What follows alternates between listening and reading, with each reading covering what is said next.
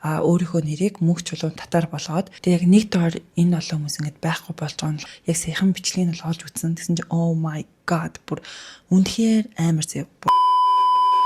Хай манайхаа цоо шинхэн дугаараар та нартайгаа уулзж байна. Гэхдээ энэ удаагийн дугаар бол нэлээд сэтгэл өвдгөн модоо зүйлүүдийг ол ярих чинь.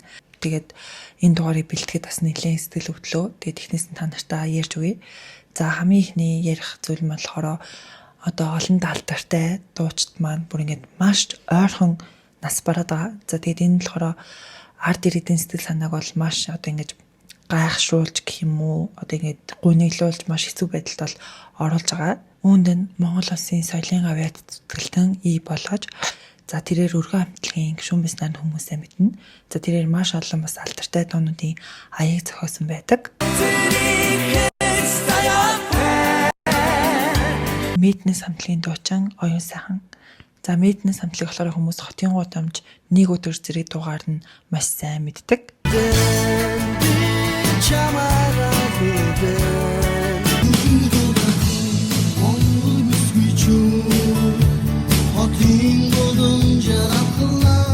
Монгол улсын урлагийн гавьяат зүтгэлтэн хөгжмийн аяз зохиогч инээмсэглэл хамтлагийн гишүүн сэтгүүлч продюсер Б Долгион.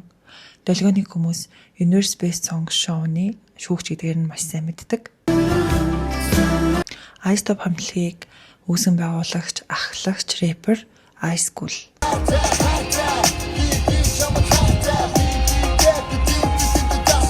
Харан хамтлагийг үүсгэн байгуулагч, ахлагч, Монгол улсын төрийн сонирхолд гавьяат жүжигчин Ц Инх Манлай. Тэрээр амьдрал нууны үг, ая бүгдийн зохиосон маш олон алдартай дуунуудын аяыг зохиосон. За бас харан хамтлагт одоо эхнээс нь ингэж байсан хүн гэдгийг хүмүүс маш сайн мэднэ.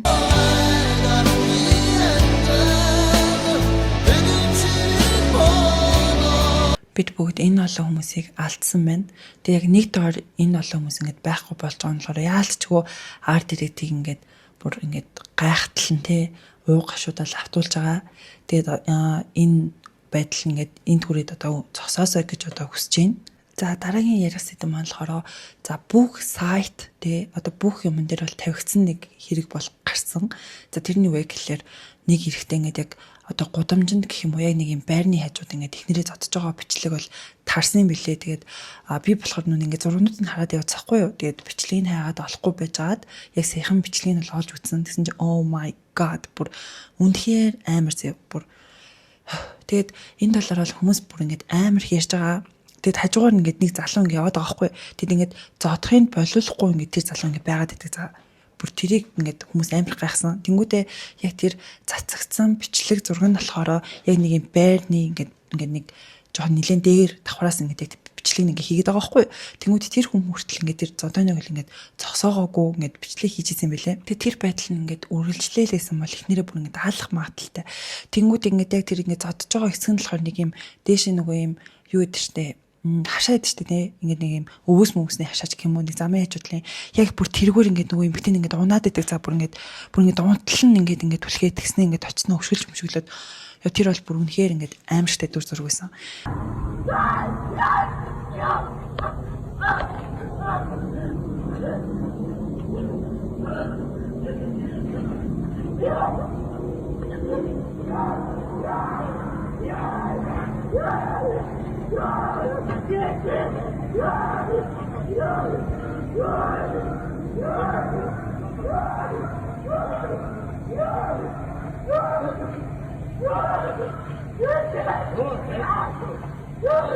Тэгээ тэр бичлэг нь сошиал дээр тавигдаад тэгээ цагдаагийн байгууллага мэдсэн байгаа байхгүй.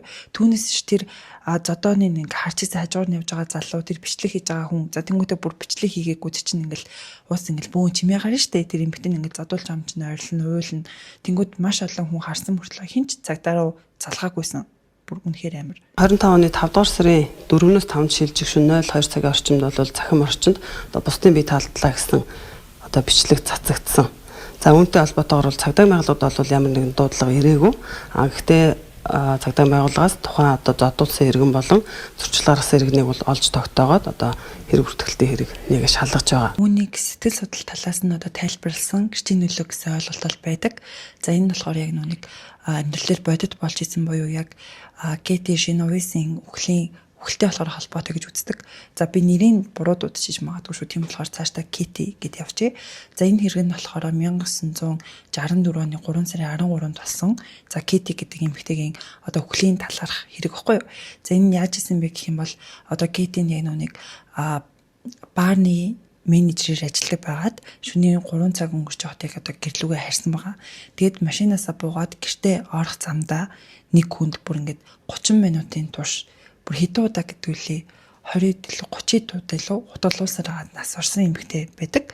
Тэгэд энд яг юу болсон бэ гэх юм бол нэг залуу ерөөсө танихгүй огт танихгүй залуу одоо Кити дээр ирээл хутгалсаар агаад юу нь бол алчихсан. Энэ хэрэг нь хамгийн гол нь яг 38 гэрчин нүдэн дээр болсон гэдгээр алдартай. Яг Америкийн Нью-Йорк хотод одоо болж исэн хэрэг байгаа байхгүй юу. Тэгээд мэдээж ингээд шүн дунд юм чин шүн дунд ч гэсэн одоо тэр эмэгтэй хүн чинь мэдээж ингээд хутгалуулаад амж ингээд ойрлол чатлал бөө юм болж байгаа ч тий.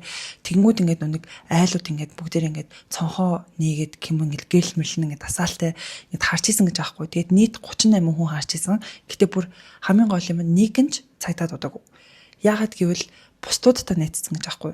Энэ олон хүн харж байгаа юм чинь хин нэгэн цагдаа дуудсан л байх гэж бодоод ерөөсөө цагдаа дуудаагүй. Тэгээд 30 минутын турш тэр алуурчин хутгалсаар агаад тэр эмэгтэйг бол алж исэн. Тэгээд тэр эмэгтэйгээс өөртнөөсөн $49 хүртэл аваад цуцсан гэдэг нэг юм түүх байт юм байна.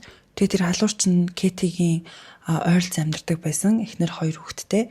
Тэгээд шүүх хурал нь 3 сар үргэлжилсэний эцэст тэр эрэгтэйг одоо цаацлах ялаар бол шийдэж ийсэн мөлий. Тэгэд яг яагаад тэр хүнийг алдсан ингээд асангууд зүгээр л алмаар санагцсан гэдэг тайлбарыг өгсөн. Тэгэхээр бас амар гооз. Тэгэд үүнээс одоо хэдүүлээ юу харж болох вэ гэхлээр хэрвээ хин нэгэн хүнтэй ингээд хүчирхийлэлт өртөөд ингээд зодуулаад ямар нэг юм болж байгаа юм бол очоод ингээд салгах ч юм уу. За бүр салгахаа болих хэд ядаж манахаа ерөөсө бусдад найдахгүйгээр цагтаа дуудгал хамгийн зөв зүйл юм бэлээ. Тэгээд тэр яг сая ингээд болсон тэр гудамжинд эхнэрээ зодж исэн залууг бас ингээд хүмүүс харсан мөртлөө ерөөсөө цагтаа дуудаагүй гэсэн. Миний хувьд бол ингээд эрэгтэй хүн эмэгтэй хүнд гар хүрнэ гэдэг бол бүр ингээд миний хамгийн бүр дургу бүр ингээд үнэхээр арчаагүй гэж боддог зүйл байхгүй юу. Тэгэд миний бодлоор ингэж боддог. Одоо эрэгтэй хүмүүс ингээд үеийнхэнтэйгээ өрсөлдөөл яаж амьдралаа сайжруулах уу, яаж эхнэрээ баярлуулах уу, яаж эхнэр хүүхдээ бүр ингээд илүү гоё жаргалтай авч явах уу гэж одоо бодох хэрэгтэй байтал тий ингээд амар юм өөрөөсөө ингээд хүч дорой хүн ингээд гар хүрээд зодоод тий тэгээ бүр ингээд тэрнээс гадна ингээд эсэн бусын хүүхэн шуухантай яваад oh my god би бүр тийм дүнхээр амар дургу. Тэгээд баг ингээд үеийнхэнтэйгээ өрсөлдөөд бүр ингээд бүр хийж бүтээд алаад өгөх юм байтал зүгээр л дээ ингээл ихнэрээ зодоол нэг өөр хүүхэн шуухан гэл бүр ингээд тийм залуучууд ялангуяа Монгол тал бас амар хэмшиг надад санагддаг.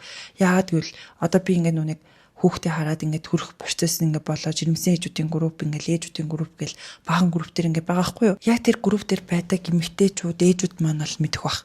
Тэгэд би яг тийшээ ингээд яг одоо жилийн өмнөөс л баг орсон байгаа хгүй юу. Тэгээд ингээд харангууд би бүр Монголын ирчүүд ч юм уу тэ ирчүүд ямар арчаагүй юм бэ гэж бодсон. Яагаад гэвэл тэнд орж байгаа ингээд ээжүүд эмэгтэйчүүд л худлаа пост хийчихгүй шүү дээ. Тэгэл яг ингээл жирэмсэн байхад гар хүрлээ, өөр хүнтэй боллоо, хаяад явлаа, яалаа гэл бүр тийм пост бүр амар хэдэг заяа. Би бүр тэрийг хачаад oh my god гэд бүр ингээд амар сэтгэл өвдөжсэн. Тэгээд ямар амар арчаагүй юм бэ л гэж бодож исэн. Тэгээд энэ сэдвэр ч гэсэн дараас ингээд тусдаа бүр ингээд нэг бичлэг хийгээж бүр боддог. За тэгээд энэ дээр ярих зүйлүүд маань бол иймэрхүү байлаа. Тэгээд нөгөө нэг задуулсан эмэгтэй маань бас ингээл гомдлгүй гэж хэлсэн гэл бас нэг тийм ингээл пост бас яваад илээ. Тэгээд тэр нь бас үнэн ч юм уу худлаа ч юм уу бас яг сайн мэдэхгүй байна. Гэтэ үнэн бахас магадaltaй ах гэж бодож байна. Тэгээд хэрвээ гомдлгүй гэж хэлсэн байлаа гэж бодоход тэгэл цаана дахиад нэг юм байхгүй тий. Магадгүй хүүхдэн ч юм уу хүүхдээ бодоод ч юм уу эсвэл дахиад бүр амар задуулахаас айдаг ч юм уу тий. Ер нь бол бас амар хэцүү гэж бодож байна. Тэгээд тэр гэрч болсон одоо залууд гэх юм уу одоо тэр бичлэг хийж байгаа хажуур нь явж байгаа нэг залуу бас бадаа шүү дээ. Тэр хүмүүсээс амар гайх чинь яалтчгүй тэр гэрчийн нөлөөнд нь орд юм уу яа тийм ингээ хараад ич нэхэр бас амар сонирн байгаа байхгүй. Тэр хажуур нь явж байгаа залуу ч юм уу тийм гэрч болсон хүмүүс л хороо яг одоо хувь хүн бол яг 100,000-аар торгуулт юм байна. Одоо нэг гэмт хэрэг үйлдэж хахад одоо тэрийг таслан засахгүй гэд ер нь бол хамсаатан гэж үздэг гэх юм уу 100,000 төгрөгөөр торгодог. Хуулийн этгээдэг болохоор 1 сая төгрөгөөр одоо торгох хэмжээний арга хэмжээг бол авд юм билээ. Зөрчлийн тухай хуулийн 5-9 дугаар зүйл дээр бол гэмтэрэг зөрчлөөс урьдчилан сэргийлэх тухай хуулийг зөрчих гэдэг ийм зөрчил байгаа. За энэ дээр бол хууль заасан үүргээ хүн биелүүлээгүй бол 101 жир буюу одоо 100 мянган төгрөгөөр торгоно. Хуулийн этгээд биелүүлээгүй бол 1001 жир буюу одоо 1 сая төгрөгөөр торгоно гэдэг ийм зохицуулт байна. Тэгээд нэг ийм одоо хэрэг болсон байна. Тэгээд хэрвээ манай залуучууд маань хүүгүүд маань үдж байгаа бол гоё ихнэрээ хайрлаарэ, ихнэр хүүхдээ хайрлаарэ, мундаг жинхэнэ тийм гоё эрэхтэй байгаарэ. Дараагийн ярих зүйл нь болохоор скутер дууны талаар байгаа. За тэгээд яг одоо хаагуур ингээд явах нь амар ойлгомжгүй амар хэцүү байдалтай байгаа байхгүй. Тэс сүүлээс нэг юм цахилгаан дуу гэд гад ирсэн. Яг ундаг дуу юм уу хэрүүгүй ингээд цахилгаанаар ингээд явдаг чих юм байхгүй. Тэнгүүт ингээд явгууны замаар явах юм уу, машин замаар явах юм уу гэдэг асуудал бүр ингээд амар хэцүү болсон. Тэгээд яг энэ уран дулаан цагт яг энэ скутернээс болж гимтлийн имлэг дээр очдог хүмүүс бүр амар байдаг гэж аахгүй. Зарим нь мөргүүлсэн байдаг, зарим нь болохоор яг скутертэй явж байгаад өөрсдөө унтсан байдаг. Яа энэ бол бүр үнэхээр амар том асуудал болоод байгаа. Тэгэд яг айл замаар явах гэдэг нь амар хэцүү. Машин замаар ингээд орох юм уу? Эсвэл явгууны зам руу орох юм уу гэдэг нэгдүгээр хэцүү. Нөгөө талаас машин барьж ингээд явж байгаангууд хажуудлаас гинт ингээл дугуйтай скутертэй хүмүүс гарч ирэл дайруулчих гаддаг. За тэгэнгүүтээ явгууны замаараас ингээл халахж байгаангууд гинт ингээл нөгөө хүмүүс гарч ирэл ингээл дайрчих гал. Бүр энэ ингээд амар хэцүү ингээд хотын яалцчгүй буруу төлөвлөлтөөс болоод ингээд амар хэцүү байдалд орчиж байгаа байхгүй юу? За тэгээд дараагийн хоёр зүйлийг яриад бичлэгээ дуусгая. За эхнийх нь болохоор нөгөө татар хамтлагийн мөөгийн буюу мөнх чулуун өөрийнхөө нэрийг одоо мөнх чулуун татар болгосон бэлээ. За тэгээд ядарчтай Монгол улсын иргэн яг нэрээ нэг удаа яг солих одоо эрэхтэй байдаг. Одоо төрөхт нь бол эцэг их ингээд ч юм уу те ингээд асран хамгаалагч нэрийг өгдөг.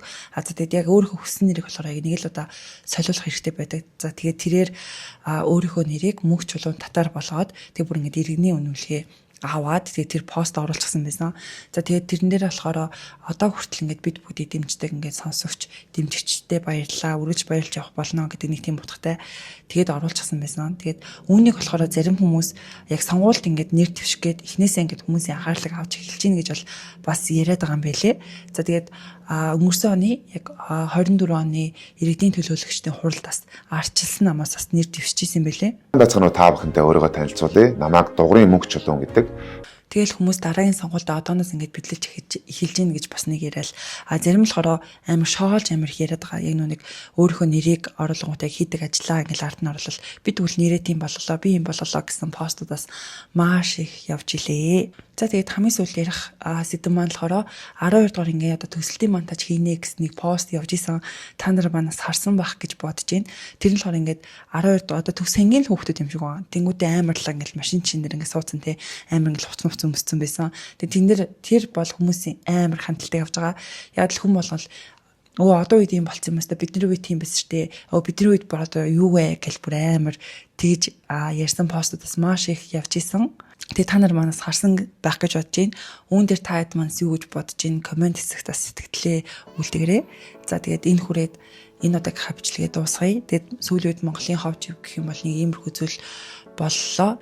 Миний үзэгчдийн баг 3.1% нь бол гаднаас бол үздэм билээ. Тэгээд тэр хүмүүстэй зориулаад яг Монголдо болж байгаа сүүлийн үеийн сонин сайхан ховж юу вэ гэж бадлаа. За тэгээд та нарт маань таалагдсан бол лайк дараарай. За бас subscribe дараарай. За энд пэйж оруулчихъя. Энэ талдаа Instagram орууллаа. За тэгээд та нар маань дагаарай. За тэгээд дараагийн дугаар хүртлээ. Түр баяртай.